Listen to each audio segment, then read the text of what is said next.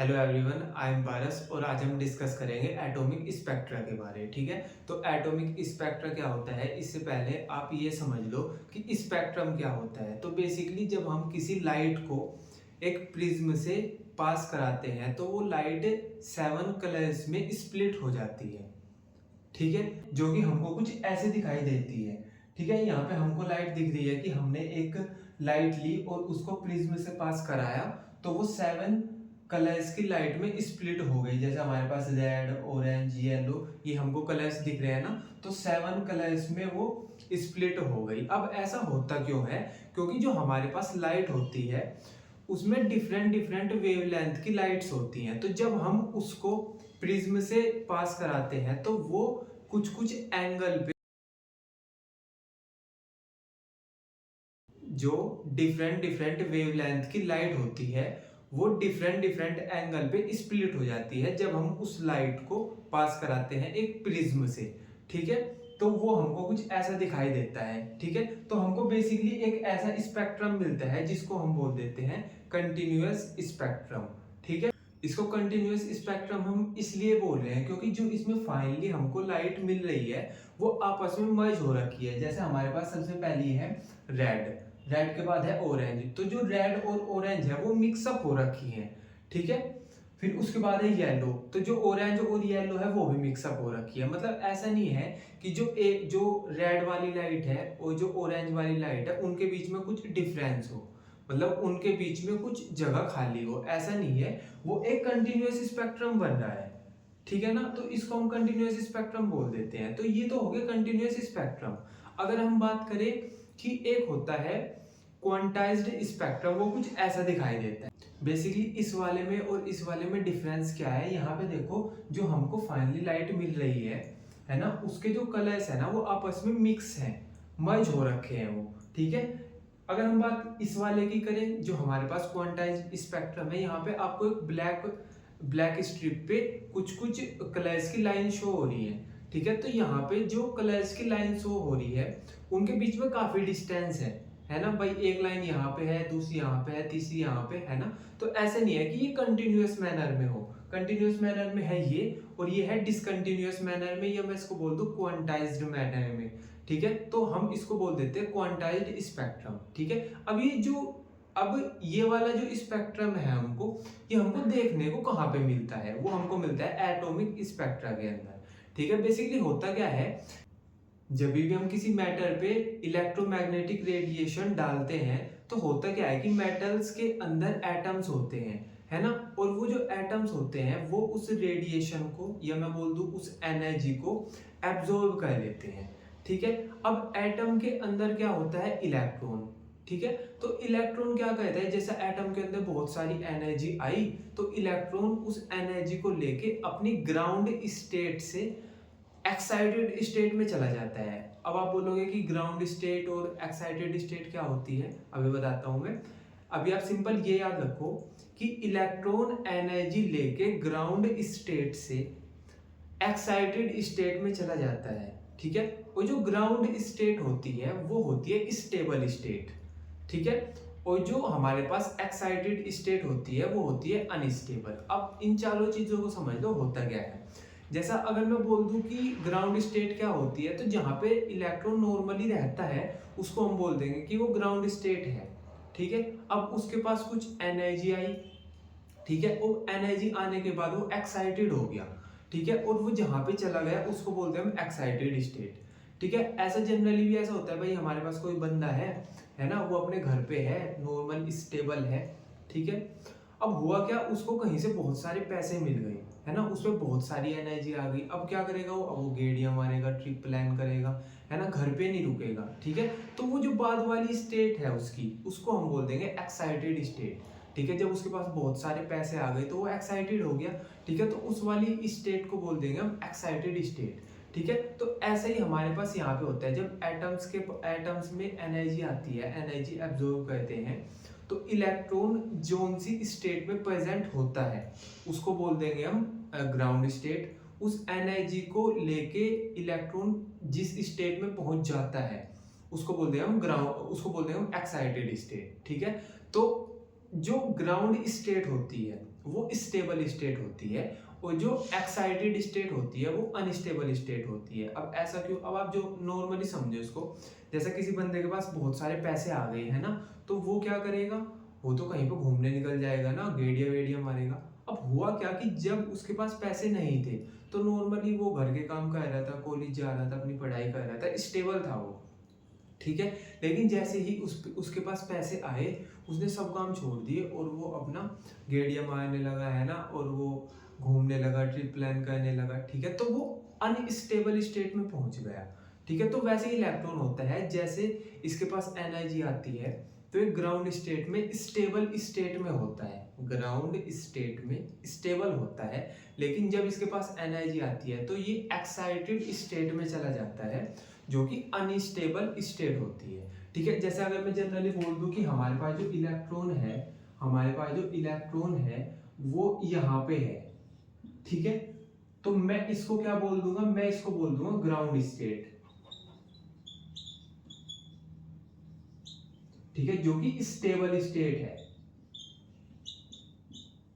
ठीक है ना। लेकिन जब हमारे पास इसके पास एनर्जी आएगी और ये उस एनर्जी को लेके एक्साइटेड स्टेट में चला जाएगा, ठीक है। तो इसके पास एनर्जी आई, ये यहां से यहां पे आ गया, ठीक है। तो मैं इसको बोल दूंगा एक्साइटेड स्टेट, और इसी को बोल देंगे हम अनस्टेबल स्टेट, ठीक है। ये वाला पॉइंट क्लियर हो गया। तो बेसिकली होता क्या है कि हमारे पास जो मैटर है, हमने उसकी सरफेस पे इलेक्ट्रोमैग्नेटिक रेडिएशन डाली, है ना।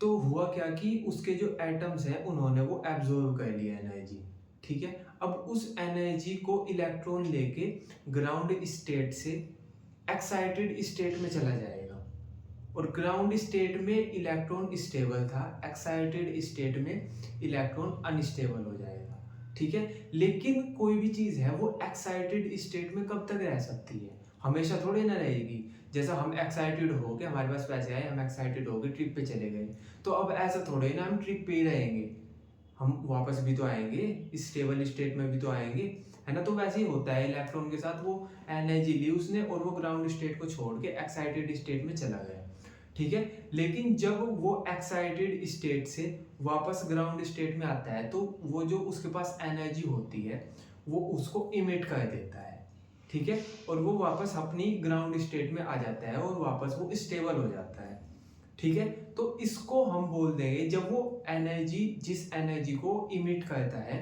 वो हमको कुछ ऐसी दिखाई देती है, ठीक है, और इसी को बोल देंगे हम इमिशन स्पेक्ट्रम, ठीक है। तो बेसिकली इमिशन स्पेक्ट्रम होता क्या है? जब हमने किसी मैटर के सरफेस पे रेडिएशन डाली तो उस मैटर के एटम्स ने उस रेडिएशन को एब्जॉर्ब कर लिया, ठीक है। अब इलेक्ट्रॉन उस एनर्जी को लेके ग्राउंड स्टेट से एक्साइटेड स्टेट में चला गया, ठीक है। अब वो क्या करेगा कि वो जब एक्साइटेड स्टेट से वापस ग्राउंड स्टेट में आएगा तो वो कुछ एनर्जी इमिट करेगा, वो जो एनर्जी थी ना उसके पास उसको वो इमिट करेगा, ठीक है, और वो हमको कुछ ऐसी दिखाई देगी जिसको हम इमिशन स्पेक्ट्रम बोल देंगे। अब आप ध्यान से देखो, जो कंटिन्यूअस स्पेक्ट्रम था वो कंटिन्यूअस मैनर में था, उसमें जो कलर्स थे ना वो आपस में मर्ज हो रखे थे। लेकिन यहाँ पे हमको क्या दिखाई दे रहा है कि हमारे पास जो हमको स्पेक्ट्रम मिला है जिसको हम इमिशन स्पेक्ट्रम बोल रहे हैं, वहां पे हमको कुछ कुछ पर्टिकुलर लाइन से शो हो रही है ना, ऐसे कंटिन्यूअस नहीं हो रही है भाई। हमारे पास एक तो ब्लैक स्ट्रिप पे कहीं कहीं पे कलर्ड लाइन शो हो रही है, ठीक है। तो इसको बोल देंगे हम क्वांटाइज्ड स्पेक्ट्रम, ठीक है। और कंटिन्यूअस स्पेक्ट्रम क्या आता है? जब हमारे पास हर कलर की, जो जितने भी कलर की लाइट्स थी वो मर्ज हो रखी थी, ठीक है। आई बात समझ में? तो ये हमारे पास होता है इमिशन स्पेक्ट्रम, जिसको हम क्वांटाइज्ड स्पेक्ट्रम भी बोलते हैं, ठीक है। ये चीज समझ आई क्या? है ना, ठीक है। अब हमारे पास जितने भी एलिमेंट्स होते हैं उन सब के जो ये इमिशन स्पेक्ट्रम होते हैं ये सब के डिफरेंट डिफरेंट होते हैं। मतलब जैसा हाइड्रोजन का अलग होगा, किसी और एलिमेंट का इमिशन स्पेक्ट्रम अलग होगा, ठीक है। तो ये तो बेसिकली बात हो गई हमारे पास इमिशन स्पेक्ट्रम की या क्वांटाइज्ड स्पेक्ट्रम की। अगर हम बात करें एब्जॉर्प्शन स्पेक्ट्रम की तो वो क्या होता है? तो बेसिकली जब हम कंटिन्यूअस स्पेक्ट्रम को किसी ऑब्जेक्ट पे फॉल कराते हैं, ठीक है। तो वो ऑब्जेक्ट कुछ कुछ पर्टिकुलर वेवलेंथ की लाइट होती है उसको एब्जॉर्ब कर लेता है, जो उसकी पसंद की होती है।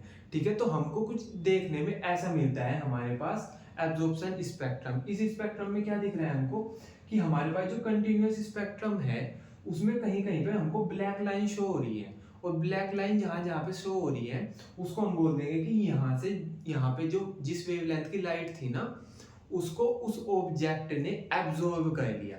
ठीक है, तो फाइनली हमारे पास जो एब्जॉर्प्शन स्पेक्ट्रम होता है वो कुछ ऐसा दिखाई देता है। ठीक है, तो बेसिक एक कंपैरिजन कर लेते हैं। जैसे ये है हमारे पास एक 3 तरह के स्पेक्ट्रम है। पहला है हमारे पास कंटिन्यूअस स्पेक्ट्रम। इसमें हो क्या रहा है कि जितने भी हमारे पास फाइनली कलर दिख रहे हैं हमको वो सारे आपस में मर्ज हो रखे हैं। ठीक है, इसको हमने बोल दिया कंटिन्यूअस स्पेक्ट्रम। इसके बाद आता है इमिशन स्पेक्ट्रम। यहाँ पे हमको ब्लैक स्ट्रिप पे कुछ कुछ लाइन दिख रही है। ठीक है, तो वो जो लाइंस है वो है जो वो इमिट हुई है रेडिएशन। ठीक है, तो यहाँ पे कहीं कहीं पे हमको ब्लैक स्ट्रिप पे कहीं कहीं पे लाइन दिख रही है ना, कुछ कुछ वेवलेंथ होगी इन लाइंस की। ठीक है, तो इनको बोल देंगे हम इमिशन स्पेक्ट्रम। ठीक है, अब इसके बाद आता है हमारे पास एब्जॉर्प्शन स्पेक्ट्रम। इसमें क्या हुआ कि हमारे पास कंटिन्यूअस स्पेक्ट्रम में से कुछ कुछ लाइन मिसिंग है। ठीक है, और ये जो मिसिंग लाइन है ये एब्जॉर्ब कर ली किसी ऑब्जेक्ट ने, भाई जिस पे हमने कंटिन्यूअस स्पेक्ट्रम डाला उसने कुछ कुछ वेवलेंथ की लाइट एब्जॉर्ब कर ली। तो जो जो लाइट उसने एब्जॉर्ब कर ली वहां पे हमको ब्लैक लाइन दिख रही है ना, तो इसको बोल दिया हमने एब्जॉर्प्शन स्पेक्ट्रम। ठीक है, ये चीज क्लियर है क्या, है ना, तीनों तरह के स्पेक्ट्रम हमको क्लियर हो। ठीक है, तो अब हम एक इनकी जो स्टडी करते हैं ना उसको हम स्पेक्ट्रोस्कोपी बोल देते हैं, है ना, क्लियर है। तो अब कुछ इनसे रिलेटेड कुछ पॉइंट है वो डिस्कस कर लेते हैं। तो बेसिकली ये कुछ हमारे पास पॉइंट्स हैं, इनको डिस्कस कर लेते हैं। ठीक है, the spectrum of radiation emitted by a substance that has absorbed energy is called an emission spectrum. तो जो सब्सटेंस है उसने कुछ एनर्जी एब्जॉर्ब की थी उसी को वो इमिट कर रहा है तो उसको हम बोल देंगे इमिशन स्पेक्ट्रम।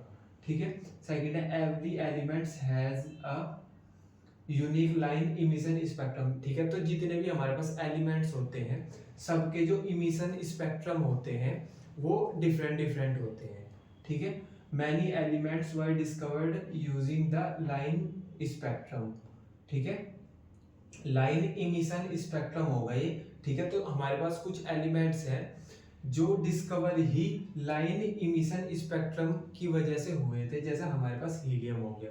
ठीक है, तो लाइन इमिशन स्पेक्ट्रम बोल लो या इमिशन स्पेक्ट्रम बोल लो, बात एक ही है। ठीक है, द स्टडी ऑफ इमिशन और absorption spectra is referred to as spectroscopy. ठीक है, तो जो हमारे पास इन की एब्जॉर्प्शन स्पेक्ट्रम इमिशन स्पेक्ट्रम इसकी जो स्टडी होती है, ठीक है, उसको बोल देते हैं हम स्पेक्ट्रोस्कोपी। ठीक है, तो बेसिकली हमने आज डिस्कस किया कि एटॉमिक स्पेक्ट्रा क्या होता है ना, उसके अंदर कंटिन्यूअस स्पेक्ट्रम क्या होता है, एब्जॉर्प्शन स्पेक्ट्रम क्या होता है, इमिशन स्पेक्ट्रम क्या होता है। ठीक है, अब जो इमिशन स्पेक्ट्रम पढ़ा हमने ये सबसे ज्यादा इंपॉर्टेंट है क्योंकि अब जो एलिमेंट्स, क्योंकि हमने अभी डिस्कस किया कि हर एक एलिमेंट्स का जो इमिशन स्पेक्ट्रम होता है वो डिफरेंट होता है।